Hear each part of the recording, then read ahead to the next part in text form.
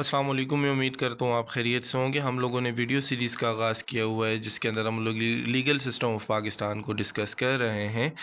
आज की वीडियो के अंदर हम लोग डिस्कस करेंगे history of legal system of Pakistan के पाकिस्तान का जो लीगल सिस्टम है वो इवॉल्व किस तरीके से हुआ।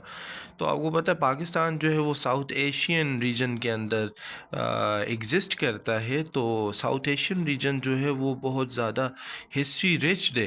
ठीक है, इस एरिए पर बहुत ज़्यादा लोग रूल करके गए। उसके बाद मुख्तलिफ़ एरा इसके अंदर गुज़रे और मुख्तलिफ़ हुक्मरान रहे। फिर उसके बाद ये इंडिया और ये पाकिस्तान जो हैं आखिर में जाके सेपरेट हुए।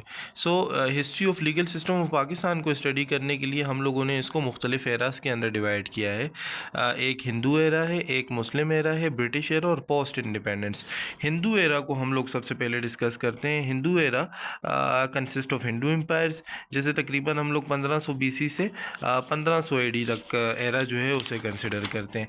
अब हिंदू एरा के अंदर जो लीगल सिस्टम था इसका क्या निज़ाम होता था, तो कहता है कि हिंदू एरा के अंदर आपके पास बेसिकली 3 किस्म की अदालतें होती थी। एक किंग कोर्ट होती थी, कैपिटल कोर्ट होती थी और विलेज कोर्ट होती थी। तो आइए देखते हैं किंग कोर्ट क्या होती थी। किंग कोर्ट एक ऐसी अदालत थी जिसके अंदर किंग को सुप्रीम कंसिडर किया जाता था और किंग के पास जुरिस्डिक्शन थी, इख्तियार था कि वो हर किस्म का मैटर सुन भी सकता था और उस पर फैसला भी दे सकता था। ठीक है, इसके बाद अगर इसके कैरेक्टरिस्टिक्स की बात की जाए तो किंग कोर्ट को उस टाइम पर सबसे बड़ी अदालत कंसिडर किया जाता था हिंदू एरा की। ठीक है, जितने भी प्रॉब्लम्स आते थे, जितने भी डिस्प्यूट्स आते थे, उन तमाम के तमाम को किंग सुन भी सकता था, उस पर फैसला भी दे सकता था, क्योंकि किंग को वहाँ पर रूल मेकिंग की अथॉरिटी भी थी और किंग के पास एग्जेक्टिव अथॉरिटीज़ भी थी।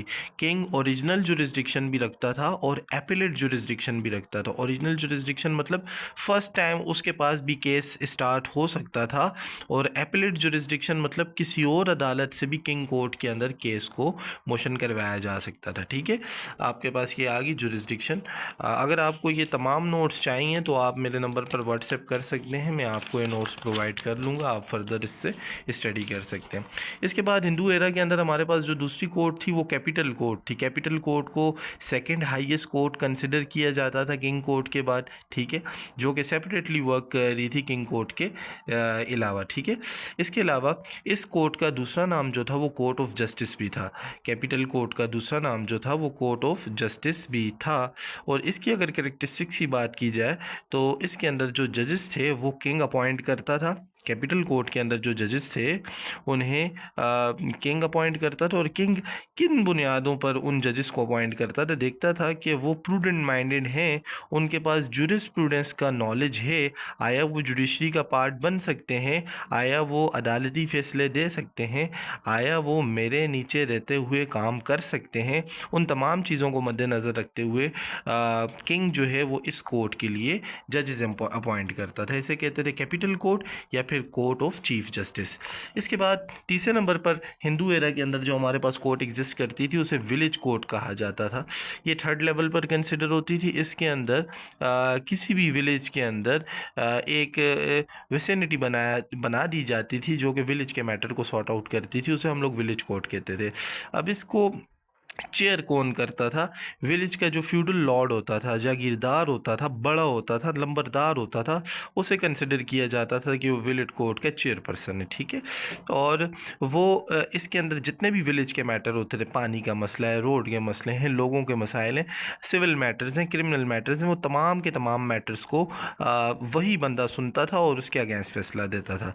अब वो जो विलेज ऑफिसर होता था उसके पास कंसिलिएशन की अथॉरिटी भी थी, रिकन्सिलिएशन की पावर भी थी, नेगोशिएट भी कर सकता था दो पार्टीज़ के दरमियान, और मीडिएशन का रोल प्ले करते हुए भी उन पार्टीज़ के दरमियान डिस्प्यूट सॉर्ट आउट कर सकता था। कौन? Village officer. किसके अंदर? विलेज कोर्ट के अंदर। फर्दर मैंने आर्बिट्रेशन वगैरह जो जो पावर वो एक्सरसाइज कर सकता था वो भी मैंने यहाँ पर एलिब्रेट की हुई है। कंसिलेशन क्या होता है, रिकन्सिलिएशन क्या होता है। आपको अगर ये नोट्स चाहिए तो आप व्हाट्सएप पर कॉन्टैक्ट कर सकते हैं, मैं आपको ये नोट्स प्रोवाइड कर दूँगा।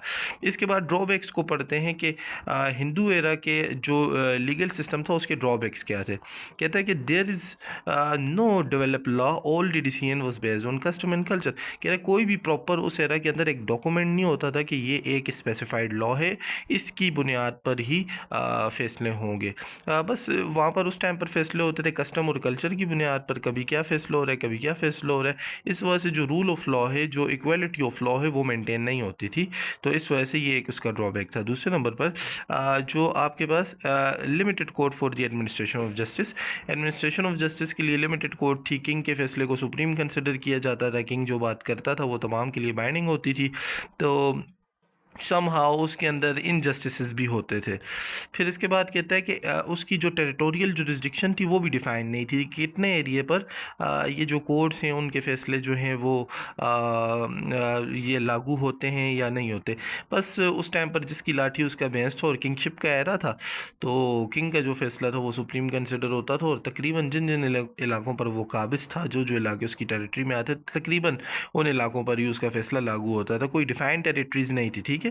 इसके बाद कहता है कि उस एरा के अंदर कोई पेकुनरी जुरिस्डिक्शन भी नहीं थी कि आजकल के दौर के अंदर जैसे हम लोग देखते हैं ना कि कोई फ़ाइन इम्पोज कर दिया जाता है किसी पनिशमेंट के अगेंस्ट, पैनी यानी पैसे दे दिए जाते हैं। उस टाइम पर यह नहीं था, उस टाइम पर सज़ाएँ ही दी जाती थी किंग की तरफ से, और सज़ाएँ भी बड़ी हार्श किस्म की होती थी, ये आज वाली नहीं होती थी। छोटे से छोटे मैटर के लिए भी किंग के पास जवाबदीदी थी कि वो उसे छोड़ दे या फिर उसके अगेंस्ट पनिशमेंट दे दे। तो हिंदू एरा के अंदर हमारे पास बेसिकली ये 3 किस्म की कोर्ट्स होती थी।